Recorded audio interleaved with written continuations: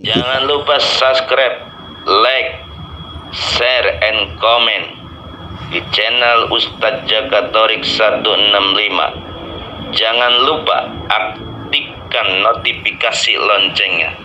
Subscribe nggak bayar, gratis.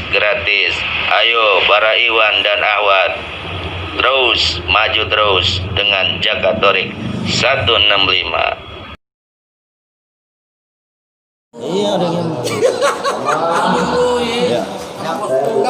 Assalamualaikum warahmatullahi wabarakatuh. Alhamdulillah, Jakatorik 165 menghadiri manakib yang kedua, yang bulan kedua ini. Tapi pada kesempatan ini, Jakatorik akan mewawancarai Mu'alim Eeng. Ini terkenal Mu'alim Eeng. Beliau dulu pengusaha. SAG ya. Beliau pengusaha batu dulu ya, pengusaha dulu. Nah, kita akan tanyakan pengalaman beliau ketika ketemu Abah dan siapa yang bawa ini. Walim, sehat Walim. Masya Allah.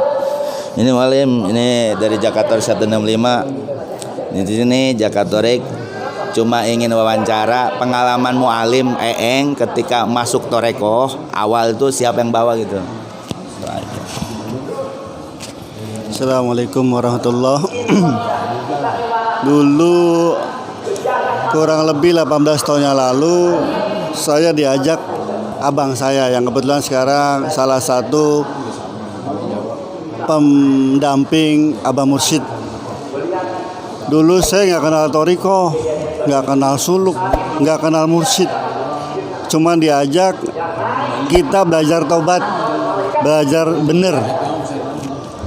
Pada saat itu dapat talqin selama berminggu-minggu, berbulan-bulan sampai 1 tahun lebih. Itu hampir setiap sholat saya nangis. Saya nggak tahu itu apa namanya. Tapi kata Abah Guru, amalkan. Dulu pada saat itu ya belum ada pembimbing langsung secara zuhir. Jadi hanya disuruh beramal. Amalkan. Tapi yang diamalkan nggak tahu. Ya setidaknya saya sudah ada perbaikan. Yang dulu berani ninggalin sholat, sekarang malah menunggu waktu sholat. Yang saya rasa hampir tiap malam maunya ke majelis. Kemana-mana maunya pakai peci. Sholat tidak berani ditinggal. Ketika proses itu berjalan sampai saya merasakan kata orang gila. Gila. Itu prasangka orang aja. Prasangka orang. Tapi pada saat itu memang saya pernah merasakan 3 bulan di kamar sampai ninggalin sholat, makan kagak bisa selama 3 bulan. Pada saat itu di kamar aja turun berat badan 16 sampai 18 kilo. Itu udah dapat talqinan ya? Udah dapat talqin. Itu lagi ngejosnya zikir, tiba-tiba dikasih seperti itu, rasa itu. Ya, katakan Panapil Mursyid. Saya nggak tahu itu namanya apa. Tapi proses setelah itu memang yang tadinya saya nggak tahu, sepertinya ilmu itu datang sendiri, hadir sendiri. Pada saat itu malah saya pernah beli kitab,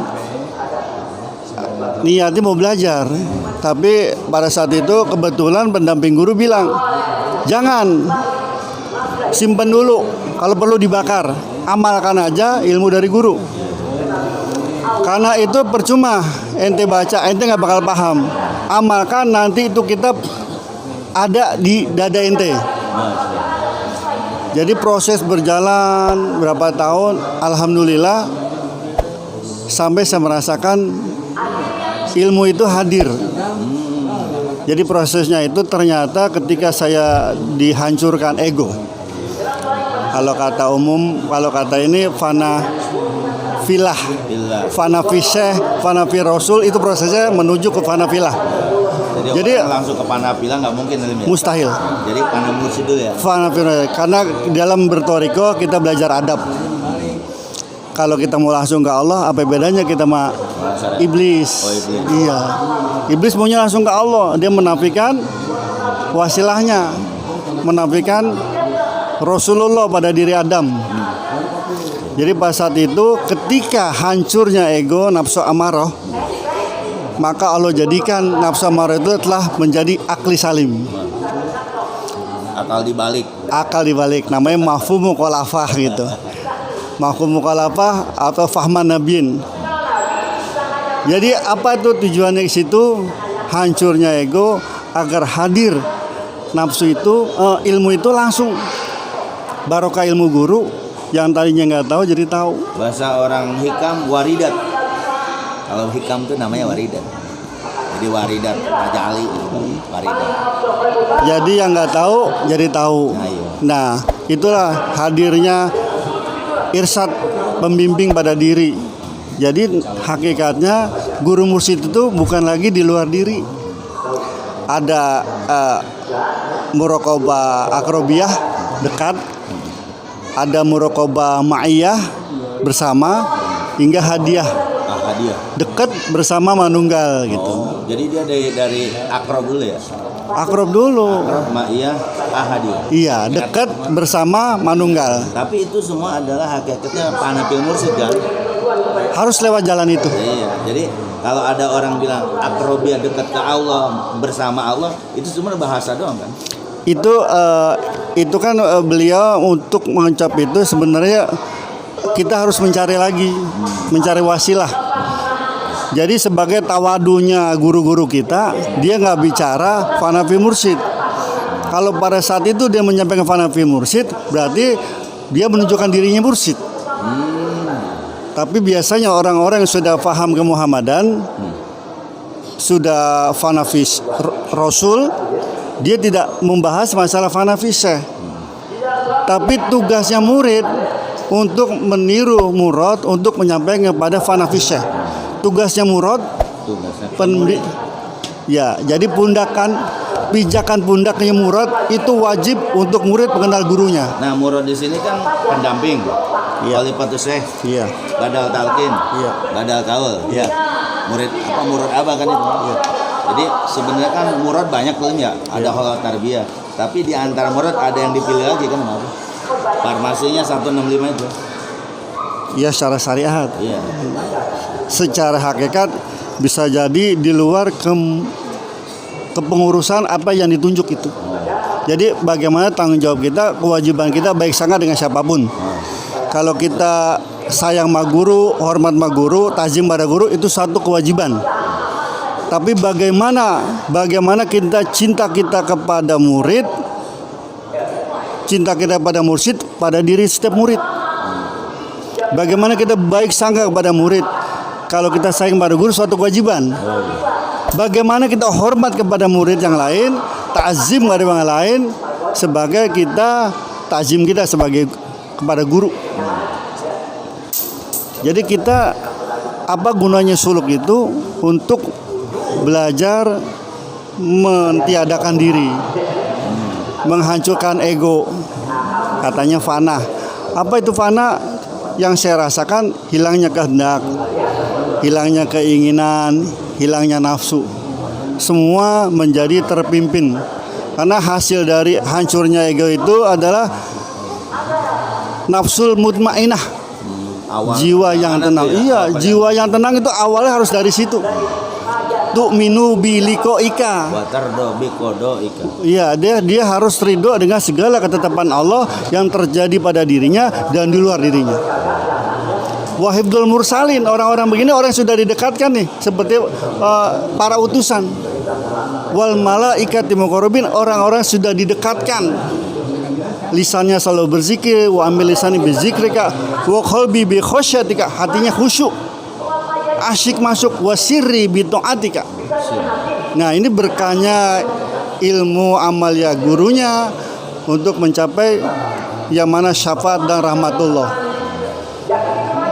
Setelah itu pengisian dari zikir, latifah, kolbu, rus, sirhofi, afa, nafsi, qalab itu alat untuk menuju perjalanan insanul kamil. Nah, itu Kalau di dalam suluk yang seorang mursyid yang telah dinasabkan menjadi mursyid tarbiyah, dia bisa memberikan ijazah muraqabah. Jadi kalau iya, kalau 7 latifah untuk menjadi insanul kamil, bagi yang disampaikan ijazah muraqabah menjadi kamil mukamil. Iya, dia sempurna dan dia bisa menyempurnakan. Jadi seorang guru mursyid yang tarbiyah itu ditakdirkan bisa mencetak para mursyid, wali yang mursyid. Wali yang mursidan. Jadi ibaratnya beliau yang melegalkan semua mursyid yang mau naik gitu. Iya. Jadi bisa wali tapi belum tentu mursyid. Tapi kalau seorang mursyid tarbiyah, dia mencetak seorang wali yang mursyid. Tapi kembali lagi itu hak Allah. Ya. Tapi setidaknya beliau yang sudah mendapatkan mandat menjadi mursyid tarbiyah, dia bisa memberikan ijazah itu. Nah, Abah ini kan syekh tarbiyah, Lim. Setiap orang yang punya guru syekh tarbiyah, sebagaimana kajian-kajian tasawuf itu kan nggak boleh berguru lagi ya sama setelah ini. Secara syariat ilmu kalau beliau sudah disampaikan fana fi syekh, dia harus meyakinkan semua yang dilihat kebaikan itu adalah dari gurunya. Termasuk cahaya, termasuk kejayaan. Semua yang dilihat gurunya. Setiap yang dilihat, yang dirasa, ini dengar, semua itu kebaikan, dia harus kembalikan kepada gurunya. Jadi secara hakikat ya la mauja ila syaihi. Dia tidak dapat dilihat, tidak ada yang dilihat kecuali guruku. Tamat luba ila syaihi. Iya. La maujuda ila syaihi. Itu tahapan awal harus sampai situ dulu. Jangan langsung la mauja ilallah. Itu biasanya Lim, kalau baca itu orang dari buku ya. Biasanya itu mungkin tanpa guru, atau bisa jadi beliau memang takdir. Kalau kita bicara qadarullah, takdir. Beliau itu dulunya mungkin leluhurnya tauhidnya tanpa guru, belum sempurna. Jadi seorang pelaku rohani, seorang salik itu sadar tidak disadarinya, dia sebenarnya sudah ditakdirkan untuk menjadi penyempurna perjalanan orang-orang terdahulu. Jadi leluhurnya mungkin dia pernah menjalankan itu. Seperti Abah bilang bahwa toreko Abah nih udah menyelamatkan para wali-wali terdahulu ya. Iya. Yang berenang di susukan DN. Iya. Jadi mungkin dulu leluhur kita ada yang belum sempurna. Jadi bagaimana kita bertemu Syekh Mursyid, kita bisa menyempurnakan. Dan itu mustahil bisa menyempurnakan kalau diri kita belum disempurnakan. Luar biasa. Terus Lim, ya kan kita tahu di kita ini ada harian, mingguan, bulanan, hukumnya parduain. Abah mengatakan tegas begitu. Nah kita ada istilah khotaman Lim. Ada istilah manakiban. Jadi kita bicara tentang manakib. Menurut mualim manakib Syekh Abdul Qadir nih yang kita wajib datang itu di balik ras itu apa itu? Segerumpil lah. Jadi apa yang dikasih amalia untuk diamalkan seorang murid dari gurunya, itu hakikatnya sebenarnya untuk diistiqomahkan, istiqomah waktu, tempat amalan, untuk mendidik ego kita agar mengikuti keinginan gurunya. Jadi kita terikat dengan guru ya. Iya. Jadi kalau ada kondangan, ada acara itu lepas dulu. Iya. Jadi kita melepaskan keinginan kita untuk mengutamakan kehendak guru. Jadi itu untuk mendidik ego kita, karena tujuan ibadah itu bukan mencari pahala, tapi mendidik bagaimana sifat keakuan kita menjadi hancur. Ego kita hancur, maka Allah lah ada yang hadir. Ketika Allah hadir, semua insya Allah terpimpin berkah dari gurunya. Terus ini Lim, masalah kan manakib nih. Kan di dalamnya cerita Syekh Abdul Qadir, ada nggak korelasinya nih dengan mursyid masa kini? Susah. Itu kan cerita dulu Syekh Abdul Qadir. Cerita itu ada nggak berkelanjutan, berkesinambungan dengan mursyid yang masih hidup nih? Jadi seorang mursyid itu hakikatnya itu Syekh Abdul Qadir pada zamannya. Oh, pada zaman. gitu. Jadi apa yang ada di Al-Quran, hadis dan manaqib itu sebenarnya untuk sepanjang zaman. Dan kita harus mengalami dan menjalankan dan mengamalkan apa yang ada di situ. Jadi kalau kita telan bulat-bulat apa yang kita baca tanpa digurukan, mustahil kita bisa mengerti hakikat dari manaqib itu. Karena manaqib itu adalah perjalanan yang harus kita mengamalkan. Nah, itu dari manaqib, dari manqobah itu sebenarnya tiap murid diperjalankan. Manqobah kan tingkatan ya. Bentuknya Perjalanan, iya. Berkelibung kan. Ya contohnya seperti ini. Ketika kecil Syekh Sultan dia disuruh berangkat ngaji. Ngangon ontak dulu. Iya, dari ngangon onta dapat perintah dari bisikan Goibiyah untuk belajar. Nah, di dalam perjalanan beliau dikasih nih sangu, dibawa ketek. Ternyata di dalam perjalanan ternyata dibegal para rampok. Nah, di situ di nama manaqib ada berapa dinar di bawah ketek taruhnya? 40, ya kan? Nah, pada saat itu Rasulullah Syekh Abdul Qadir usianya 9, ada bilang 12 itu. Sebenarnya itu kan maknawiyahnya itu 40 sifatullah wajib mustahil. Oh, yang aqwaid, yang gocap. Iya. Harus apa sifat 20 yang manawi. Iya. Nah, itu harus disembunyikan karena itu perjalanan batin. Amaliyah batin.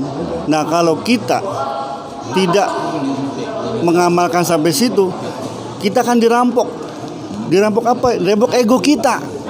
Merasa pengakuan. Itulah makna yang tersirat ya. Iya. Jadi pada saat itu perampok itu dia menyadari kejujuran beliau, maka akan mereka menjadi tobat. Nah, jika seorang salik telah kesifatan sifatul Rasul, dia akan sidik, dia akan fatonah, dia akan amanah, dan pasti dia bisa menyampaikan. Dia bertablik. Itulah dibilang bahwa guru mursyid masa kini sifatnya seperti Rasul. Karena hakikat dari mursyid adalah Muhammad pada zaman saat ini. Tapi jangan salah paham nih, maksudnya Muhammad bukan Muhammad bin Abdullah, tapi keilmuannya. Iya. Ini kita bicara rohani. Iya, rohani. Terus masalah ini Lim, kan pernah Jakarta dengar masalah Otaman nih Lim. Otaman kan ada banyak sese tuh. Pertama yang kita si Ahmad Bakir, terus Imam Rabbani, ada Said Muzohir, Abdul Qadir, Said Mukarram, Abdul Rahman, Said Masum, Imam Haji, kan itu bisa dijabarin sese itu. Ini buat biar semangat orang yang Otaman gitu. Ada mana tersirat gak? Kenapa si Ahmad Bakir yang muncul gitu? Jadi di dalam perjalanan ini untuk penghancuran ego menuju fana. Fana itu hancurnya ego, kehendak, keinginan, nafsu menjadi terpimpin. Jadi menurut riwayat Nabi Khidir itu kendaraannya ikan. Ikan itu kan dilambangkan dia tidak punya lidah. Lisannya selalu jujur, sidik. Ikan tidak ada yang tidur, matanya selalu melek. Itulah dari tanda bako, kekal. Dia selalu hadir, hati selalu bersama Allah. Kulu ahyani zikrullah. Setiap tarikan nafasnya zikir, dia nggak bakal lalai. Nah, ada yang sudah disampaikan seperti itu. Karena tujuan perjalanan dari penghambaan setidaknya minimal harus fana dan menuju bako, kekal. Nanti dari si Pana tuh yang intinya bako ya, makom yang istilahnya bisa ke syariat, bisa ke hakikat ya. Iya, jadi gini. Dalam perjalanan fana, kalau dia belum kembali sadar seperti orang majdub. Majdub tuh mungkin buat dia pribadi dia disampaikan mengenal Tuhannya, tapi dia untuk pribadi. Tidak untuk bisa memberikan contoh karena belum kembali sadar. Tapi ketika dia sadar, dia bako dan bisa menjelaskan perjalanan awalnya dia secara detail. Ibaratnya orang tenggelam, dia bisa mengambil mutiara di dalam, dia bisa tahu setelah dia timbul, dia bako, dia bisa menjelaskan secara detail. Di mana ada karang, gimana cara ngambilnya, dan itu tentu pakai ada ilmunya, ada tata caranya, ada nilai caranya. Nah, tanpa ada bimbingan seorang mursyid, mustahil kita bisa selamat. Jadi ada syariatnya, ada tata caranya, ada nilai caranya, sampai dia bisa sadar lagi. Ketika orang sadar, dia bisa menceritakan nggak perjalanan yang sebelumnya. Itulah bako. Jadi seorang murid yang menjalankan amalia tertib secara syariatul qurra wa tariqatul bedo, dia akan disampaikan kepada al-bakir, bako. Setelah bako, al-bakir. Al-Bakir. Bukan. Al-Bakir, Muhammad Al-Bakir. Nah, ya dari Muhammad Al-Bakir setelah itu hadiahnya mana? Al-Bakir, Imam Robani. Imam Robani. Hatinya terbimbing dari sifat ketuhanan, Imam Robani. Imam Robani. Dia terbimbing dari sifat ilahiyah ketuhanan. Terus ada yang Imam Hawajikan. Nah, itu Imam Wajika itu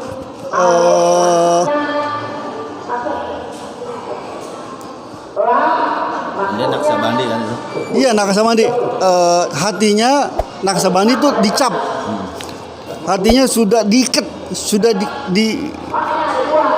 sudah di stempel, dia tidak akan lalai. Terus Sayyid Muzohir. Dia menjadi wujud zohir dari keberkahan gurunya. Itu Sayyid Muzohir tuh. Iya. Terus ya Syekh Abdul Qadir. Syekh Abdul Qadir itu ada lambang kutub, bahkan kutubul aktob, biangnya para wali aktob. Kalau wali kutub per 100 tahun, kutubul aktob per 500 tahun. Nah, biasanya ini mastur. Terus yang ke ini Syekh Abdul Qadir ada lagi. Syekh Mukarram kan kita nih guru kita Syekh Abdul Rahman. Kaitannya. Ya, itu semuanya atas keberkahan dari gurunya Syekh Abdul Rahman. Dan itu mustahil wujudnya itu Syekh Abdul Rahman. Dia bisa fana, dia bisa bako, dia bisa sampai istiqomah dari perwujudan dari Syekh Abdul Qadir pada zamannya itu karena berkah dari gurunya. Dari Abu Hurairah Basalihin Syekh Abdul Karim. Sampai semua Rasulullah. Pun Rasulullah tidak mengaku la haula wala quwata illa billah. Jadi di dalam thariqah kita belajar adab. Terus Syekh Abdul Rahman ada lagi. Terus Imam Hawajah Naqsyabandi. Hawajah Naqsyabandi. Kalau tadi kan Imam Majikan, Imam Hawajah Naqsyabandi. Ya, iya, kalau Naqsyabandi itu wilayah batiniah. Dia tersembunyi. Nah, kalau orang sudah sampai begitu, sudah mustahil ingin dikenal. Mustahil ingin dikenal. Kenapa? Dia udah kalau terkenal Rasulullah fotonya nggak ada. Tapi ilmu akhlaknya sampai sekarang kita rasakan. Nah, orang-orang begini, orang yang sudah dikenalkan hakikat dirinya, sejati dirinya, dia mustahil ingin dikenal. Terus yang terakhir Said Maksum. Dia akan dijaga sama Allah. Terjaga. Itu berarti semua ada isyarat-isyaratnya ya. Ya, para guru kan bikin urutan itu nggak sembarangan. Nah, sekarang gini Lim, kita kan di manakib nih, kita ngadain manakib, mungkin mualim yang bisa saran buat murid-murid apa Iwan Ahwat setelah ditalkin biar di bawah bimbingan Syekh Abdul Rahman supaya nggak loncat-loncat kutu dah kayak kodok gitu. Istiqomah ke guru. Saya pribadi semua saya kembalikan pada qadarullah. Saya pribadi, tapi semua saya yakin ketika murid mendapatkan talqin baiat dari Syekh Mursyid, perjalanan ujiannya dia akan beragam. Ada yang dikasih kekuatan istiqomah, ada yang dikasih karena ketidakkuatan dia menghadapi cobaan, dia pergi dulu, menjauh dulu. Itu saya pribadi saya yakin ini sebenarnya rekayasa Allah, ini sebenarnya perjalanan seorang murid untuk mencari Tuhannya itu lewat seperti itu, berbeda-beda. Jadi kewajiban kita baik sangka, doain murid-murid yang lain yang mungkin yang sedang prosesnya itu menjauh. Ada yang kayak layangan ya? Ya, itu semua proses. Bisa jadi 20 tahun kemudian dia menyadari, dia akan kembali ditarik. Untuk ini Lim, artinya kan abahnya Syekh Tarbiyah supaya Ikhwan ini istiqomah yakin ajaran guru gimana dia. Ya kalau kita nggak makan kita nggak tahu rasanya, nggak tahu kenyangnya. Saya pribadi kalau ada Iwan yang menanya saya bilang istiqomah, istiqomah. Karena di situ kuncinya. Bagaimana kita mengamalkan, kita bisa merasakan manfaat dari itu. Makanya perintah guru jangan banyak bertanya di depan gurumu. Karena apa? Kalau orang banyak bertanya, itu yang pasti kurang beramal. Kalau kita beramal, otomatis itu menjadi azikru babul kasfi, terbuka rahasia. Nah kalau kita nggak membuka dengan tidak istiqomah berzikir, ya tidak terbuka itu rasa-rasa itu. Karena kalau kata Abah Guru, sampai Allah sendiri yang menjawab pertanyaan kita. Nah kalau kita belajar, kita pembimbing dulu para murad. Karena murad itu memang punya tugas menjadi pelayannya murid untuk mengenal gurunya. Nah pundaknya guru mursyid untuk dibijak untuk mengenal Tuhannya.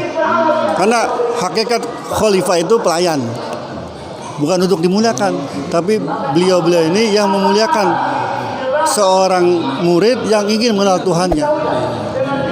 Nah dia udah kontrak nih, dia diberi sumpah nih sama gurunya dengan tali baiat untuk taat beribadah di jalan Allah, untuk seorang murad itu untuk membimbing murid untuk mengenal gurunya.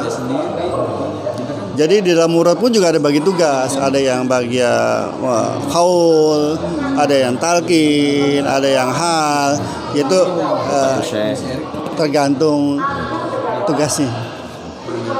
Ini Masya Allah nih obrolan yang sangat manfaat sekali. Ini Mu'alim Eng ini dulu kuliah apa? Khalwat Tarbiyahnya bareng ya? Yang angkatan pertama. Sama siapa? Dulu bareng. Lupa deh. Pada Suki, Mu'alim Eng. Ini dulu bareng kita di sini nih Khalwat nih. Beliau ini seorang pengusaha dulu, setelah tahu toreko ya biasalah ada ujian ya, tapi ini luar biasa. Ini tadi toreko dikupas yang dalam tentang masalah suluk itu, biar pada ngerti ya, bukan hanya jikir-jikir doang, tapi konten Jakatorik ini akan selalu menampilkan atau mensajikan berbagai macam tentang makna toreko ke semua para ikhwan senior lah. Jadi biar ada bandingannya gitu. Oh pengalaman senior yang begini-begini lah. Nah untuk karena itu terima kasih ke Mu'alim Eng, terima kasih Mu'alim Eng. Nih kita konten dakwah Jakatorik udah ada iklannya. Masya Allah. Nah, ya kan. Jadi nanti Mu'alim Eng akan nampil ada iklannya. Jangan lupa tonton iklannya buat bangun masjid TKN 165 Syekh Abdurrahman. Terima kasih Mu'alim. Siap.